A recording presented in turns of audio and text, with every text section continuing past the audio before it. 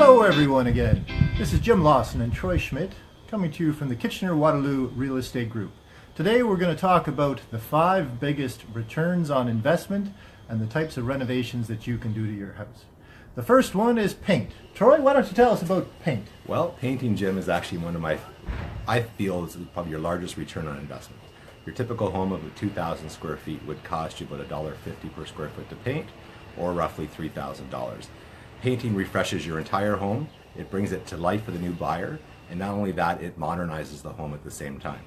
Speaking of paint, do you think doing the trim at the same time is a good idea? I always think doing the trim is a good idea, and as a matter of fact, if you watch professional painters, they're always going to do the trim first and then cut in painting the walls if you're thinking of doing this project yourselves. One of my other most favorite painting projects, which Jim is going to touch on in a second, would be kitchens. That would be painting the kitchen cabinets. If you've got one of those old brown oak sort of kitchens, the best way to improve that would be with a coat of paint. You can call a professional quote on that, roughly about $3,000. Jim, you want to talk about kitchens? Absolutely. Kitchens can be a variety of materials, but if you're looking at renovating for yourself, you might also want to consider how timeless that renovation is going to be. Because there's lots of trends coming and going in kitchen cabinetry, but nothing beats classic white. And classic white may never be the hottest trend, but it will also never be out of style should you want something that's easy to resell later. Jim, I couldn't agree more with that, actually. Classic white is my favorite color to go through a kitchen. It always brightens the house at the same time. When you look at your cabinets in your kitchen, I'd also give a lot of consideration to whether you're going to replace the cabinets with new cabinets or just resurface the doors. I always tell my buyers that if you're going to replace cabinets, you should be redoing the kitchen, because cabinets are basically the same. So just replacing the door fronts or painting the doors is probably your best option for most kitchens. Save you a lot of cost, time, and money. Cost, time, and labor, sorry. As long as you can do it simply. But if you need to bring a carpenter in to custom fit doors to match an old kitchen, then there's no way that's going to be cost effective, and you're going to be giving up on a lot of modern conveniences that are built into the new kitchen cabinets today. So make sure that you can do your doors economically, or as Troy mentioned, simply paint them. Speaking about those extra little items you add to your kitchen cabinets, do you think there's any returns on those fancy slide-out drawers by your stove, or those spice drawers, or those fancy drawers to hold all those big utensils? The return is pure enjoyment, Troy.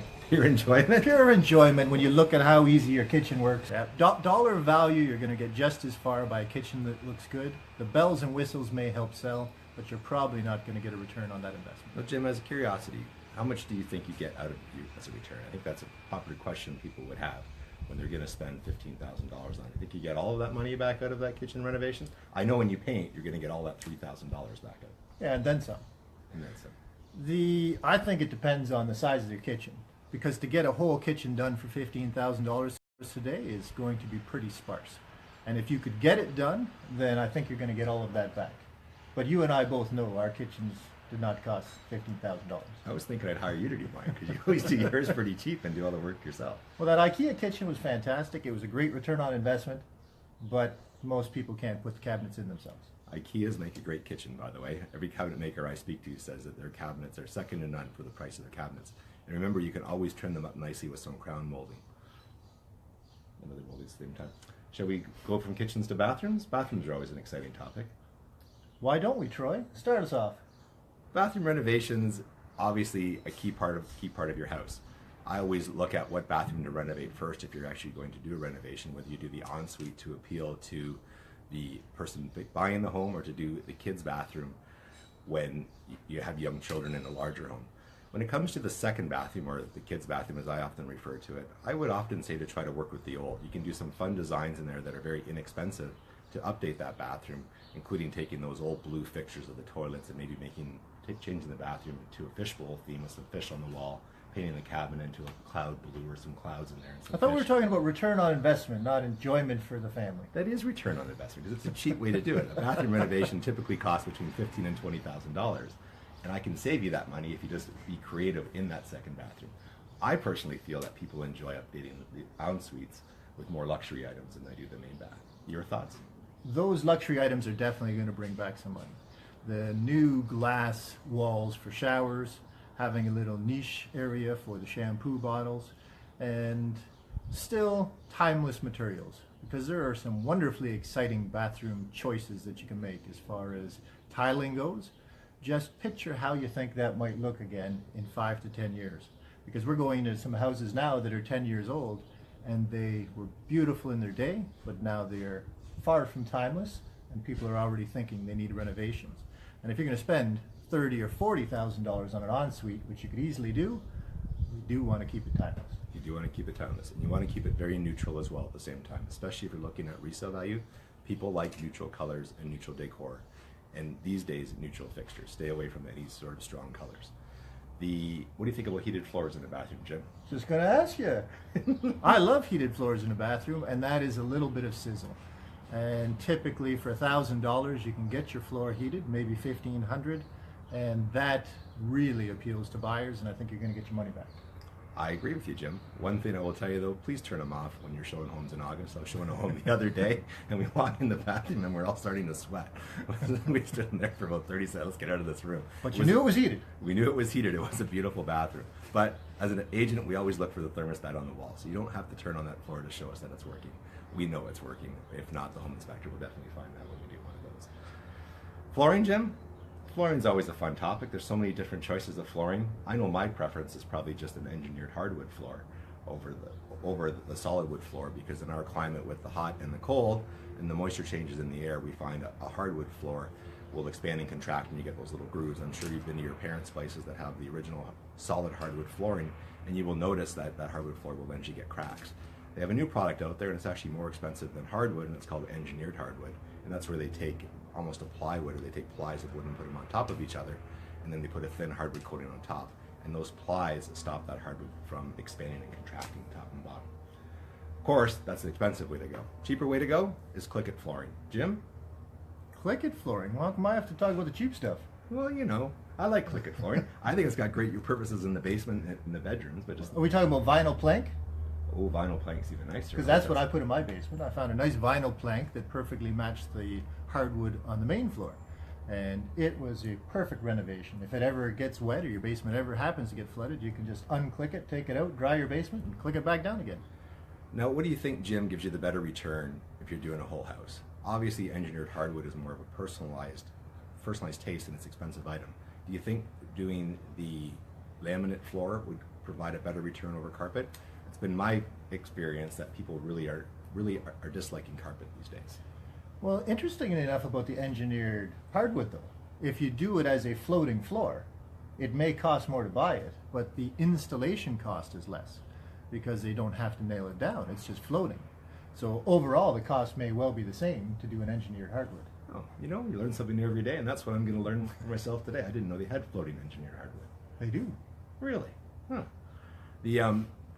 So speaking about cost and return, what do you think the return of value is? Let's just kind of cover both. If you do a real engineered hardwood, whether floating or not floating. Some people don't like the floating because it goes up and down a little bit. And what do you think the return of that is versus just doing a laminate floor? I believe... And let's assume for this factor that there's actually existing carpeting right there and some old ugly tiles at the same time. Well, taking up the tiles is going to be a job in itself. But the laminate floor is probably not, in my opinion, going to bring you back the same dollar value that a true hardwood would. And it really depends on if you do it right.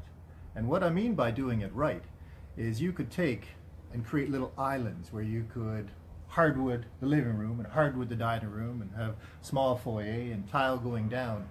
But unless there's some cohesion and you do it all properly, I don't think the return is going to be there. Speaking about cohesion, Jim, the biggest mistake people do when they lay their floors is they don't keep it consistent. We walk in the front door and we see 4 different types of flooring when we walk in the front door. Try to keep some consistency in the colors. No more than one tile and one other type of flooring on the main floor would be my recommendation. I see Kathy's got a question about carpet in bedrooms or hardwood. What's the better option for resale? Personally, I would stay with carpet because I think the hardwood is going to give you the bang for the buck on the main floor, but people are not going to pay that extra bit for it upstairs. And oftentimes I hear complaints about hardwood upstairs because the footsteps carry right through the house. All very true, but I'm going to disagree with you on that one, which is going to be kind of odd because we don't always We're disagree. allowed to disagree, Troy. I personally like the hardwood in the bedrooms because it keeps the bedroom clean, and I often hear buyers complain about how old is that carpet and what it's been used for, and people are very allergic these days. And they look, to me, carpet holds everything. At least with the hardwood floor, you know, you're getting it all off and it feels clean and fresh every time. It does, and I prefer hardwood too. But I don't think you're going to get that $7 or $8 per square foot difference in the resale value if you're going to do that to renovate. If you're going to do that to live there, that's a whole nother story. You're right. Once again, you win. Well, it's not a win-lose. You win on that one. I would say for your return for your dollar, the carpet's definitely much cheaper to put in, and your return will be better, especially if it's got that nice, fresh new carpet smell. Next topic would probably be, we did kitchen, bathrooms, flooring, paint. Curb appeal. Curb appeal. Let's do some simple things to the front of the house to spruce it up.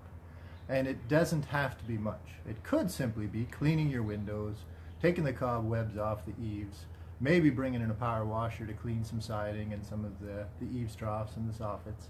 But just generally have it looking good. Trimmed gardens. Trim the bushes outside, trim your trees directly in front of your house, and make sure you cut your grass, especially for photo day. Having long grass in the photo and weeds coming through it is never that appealing. And remember, your photos are the biggest selling point to your property to most buyers that are looking online. So make sure you trim your shrubs at the front, touch up your front door. First impressions are really important, and if you have any cracked cement or cracked stonework on your front porch, it's always nice to touch those up as well. Stonemason can do that relatively cheap for you, and it leaves a very nice impression when you're walking up to the home. Absolutely. So time to wrap up? I think it's time to wrap up, Jim. Now, one of the things that is not a renovation, but one of the things that can add the biggest return when you're thinking about selling your house is home staging. Join us next week, and we're going to talk about home staging, some of the ins and outs, and how that can bring you the best return on your investment.